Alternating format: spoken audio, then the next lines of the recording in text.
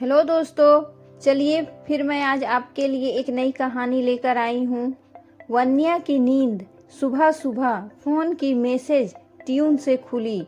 उसने आंखें मलते हुए फ़ोन उठाया। इनबॉक्स में एक हाथ मटक रहा था। ये लड़का भी ना कभी टाइप करने की जहमत नहीं उठाता। आधे से ज़्यादा बार तो इमोजी से काम चलाता है।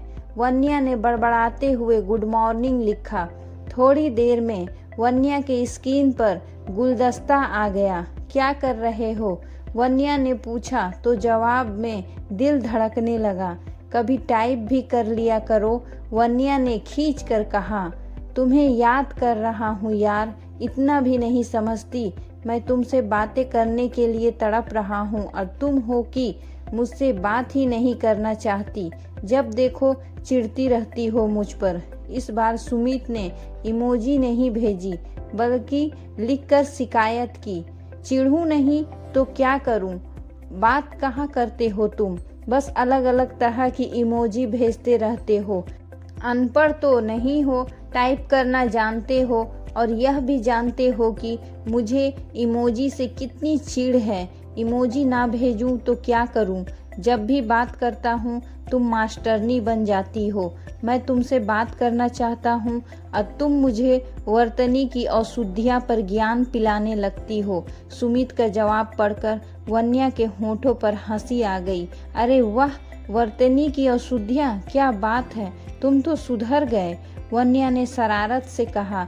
देख लो, तुम्हें इम्प्रेस करने के लिए क्या क्या करना पड़ रहा है। पूरा गूगल छान मारा, तब यह एक लाइन सीखी मैंने। अच्छा ये सब छोड़ो, ये बताओ क्या कर रही हो? कुछ देर ठहर कर सुमित ने पूछा। हंस रही हूँ। कहाँ? तो मैं एक प्रसिद्ध चित्रकार बनना चाहती हूँ और एक तुम हो कि मुझे मास्टरनी बना रहे हो। वन्या खिलखिलाई। हरकतें तो तुम्हारी मास्टरनी जैसी ही है। खैर छोड़ो ये सब, चलो कुछ अच्छी बातें करते हैं। कौन सी अच्छी बातें? मुझसे हिंदी की ट्यूशन लेने का मन तो नहीं हो रहा है ना? वन्या ने सुमित को छेड़ा। जवाब में उसने गुस्से वाली इमोजी भेजी तो वह भी ठहाके वाली इमोजी भेजने से खुद को रोक नहीं पाई। बिगड़ रही हो आजकल। हाँ, तुम्हारी संगत का असर है। वन्या फिर खिलखिला दी। अच्छा ये बताओ, आज की सारी तैयारी हो गई? हाँ, कब की। देखना कहीं तुम कुछ कमी ना रह जाए। नहीं, कोई कमी नहीं रहेगी। पापा ने सब चेक कर लिया। एग्जीबिशन हॉल बुक हो गया, डेकोरेशन हो गया, मेरी पेंटिंग्स भी वहाँ लग गई और मेहमानों के लिए जलपान का इंतजाम भी है। और वन्या, तुम कुछ भूल तो नहीं रही ना? नहीं सुमित, कुछ नहीं भूल रही। आज तो मैं कुछ भूल ही नहीं सकती क्योंकि आज मेरी ज़िंदगी का बहुत बड़ा दिन है। आज ही तो मेरी पेंटिंग्स की पहली एग्जीबिशन लगने वाली है। पता है सुमित, इस दिन का सपना मैंने बचपन से देखा है। इस एग्जीबिशन में कोई कमी नहीं रहनी चाहिए। वन्या अपनी ही रो में टाइप करती चली जा रही थी। मैं एग्जीबिशन की नहीं, हमारी बात कर रहा था। आज हम भी तो पहली बार मिल रहे हैं। मुझे लगा शायद तुम हमारी इस डेट के लिए उतनी ही एक्साइटेड होगी जितना कि मैं। इस बार सुमित की ओर से आई इमोजी में नहीं, उसके टाइप किए गए शब्दों में भी उदासी तार रही थी। हम दोस्त हैं सुमित, और दोस्त हमेशा खास होते हैं।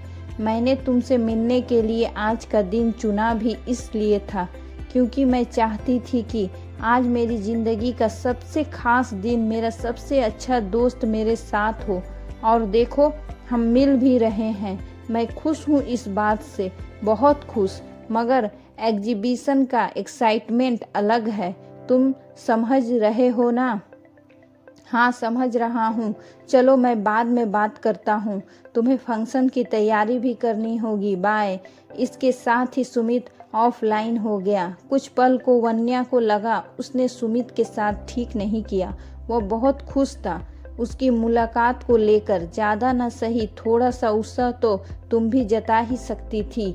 वन्या के दिल ने जैसे वन्या से कहा, नहीं, मेरा उत्साह सुमित की उम्मीदें बढ़ा देता तो उसके लिए गलत होता। फिर आज वह एग्जीबिशन में आ ही रहा है।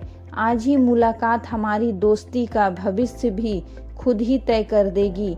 वन्या ने अपने मन को समझाया और इत्मीनान से लेट गई।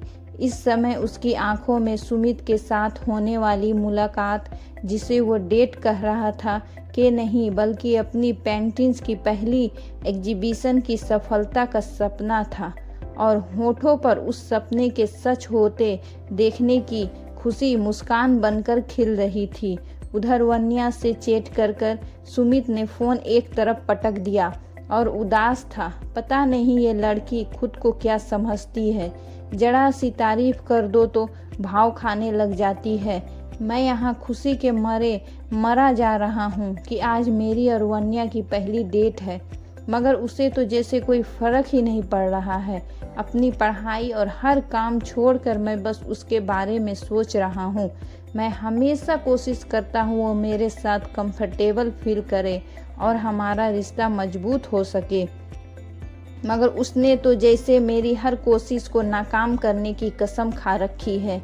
उसे तो मुझसे मेरी खुशी से जैसे कोई सरोकार ही नहीं है। उसे तो सरोकार है तो बस अपनी बनाई उन बेजान तस्वीरों से, जिन्हें देखकर लोग उसकी थोड़ी सी प्रशंसा कर देते हैं, मगर उसे मेरी परवाह नहीं है। तो मैं भी भला क्यों उसकी इतनी परवाह कर रहा हूँ। सुमित उदास सा अपने बिस्तर पर लेट गया। कुछ देर बाद वह फ़ोन उठाकर फेसबुक पर टाइम पास करने लगा। यूं ही जस्ट फील स्क्रॉल, तभी उसे वन्या की उसकी एग्जीबिशन से संबंधित पोस्ट देखी। वह वन्या को देखता ही रह गया। कितनी प्यारी सी है, कितनी मासूम लगती है, बिल्कुल बच्ची की तरह। सुमित मुस्कुरा दिया। वन्या पर उसका गुस्सा धीरे धीरे कम हो रहा था। उन्हें दोस्त बने 2 साल हो गए थे। वह वन्या से एक कॉमन फ्रेंड धीरज के जरिए मिला था। बहुत खूबसूरत नहीं, साधारण सा रंग रूप है, मगर फिर भी न जाने ऐसी कौन सी कशिश थी कि सुमित की नज़रें ही नहीं हट रही थी उसके चेहरे से। उसने भी वन्या को फ्रेंड रिक्वेस्ट भेज दी और फिर धीरे धीरे दोनों की दोस्ती गहरी होती चली गई। वह वन्या की भोली सी सूरत और मासूम मुस्कान का इस कदर दीवाना हो गया कि उसे अपनी ज़िंदगी का हिस्सा समझने लगा। गुजरते वक्त के साथ सुमित अपने और वन्या के रिश्ते को लेकर गंभीरता से सोचने लगा। अब वन्या के प्रति उसकी भावनाएं केवल दोस्ती तक सीमित नहीं थी, बल्कि वह तो वन्या में अपने जीवन साथी की छवि देखने लगा था। वह इस बारे में वन्या के विचार जानना चाहता था। उसने अपनी ओर से कोशिश भी की बहुत, मगर वन्या तो कुछ समझना ही नहीं चाहती थी। कभी कभी तो सुमित को लगता था कि जैसे वन्या उसकी भावनाओं से अवगत है, बस नासमझ होने का दिखावा करती रहती है। मगर क्यों? बहुत सोचने के बाद भी उसे एक कारण नजर नहीं आया। राजकुमार न सही, दिखने में इतना बुरा भी नहीं था सुमित। और अब तो अगले कुछ महीनों में उसकी अच्छी पैकेज वाली नौकरी भी लगने वाली थी। मल्टीनेशनल कंपनी में कैंपस प्लेसमेंट हो चुका था। बस एमटेक के बाद ज्वाइन करना बाकी था।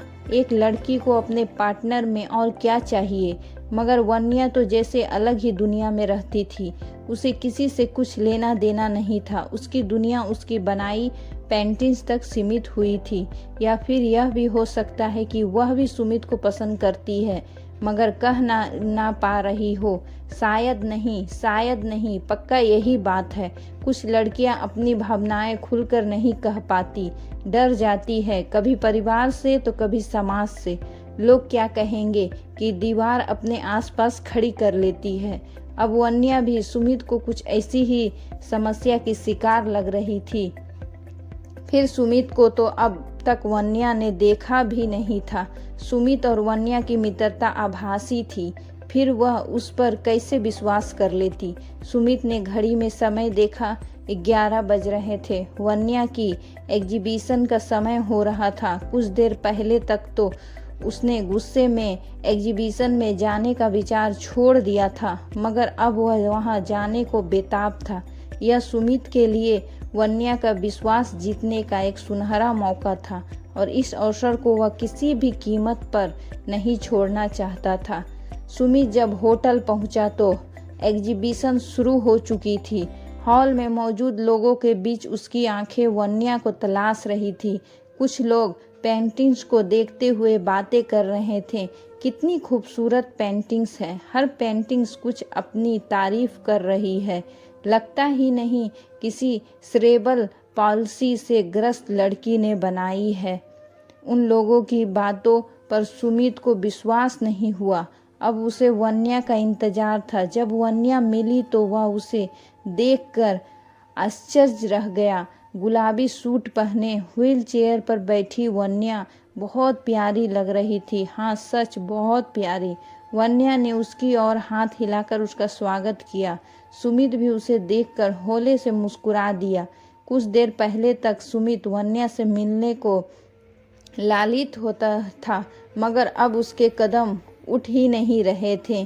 किसी तरह खुद को सहज दिखाने की कोशिश करते हुए वह वन्या की ओर बढ़ चला। वन्या उसे एग्जीबिशन दिखाती रही, उससे बातें करती रही और वह बस हाँ हूँ करता रहा।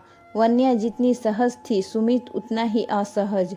अब उसे समझ आ रहा था कि क्यों वन्या उसकी बातें सुनकर भी अनसुनी कर दिया करती थी। कुछ देर बाद वन्या ने उसे अपनी एक पेंटिंग गिफ्ट की।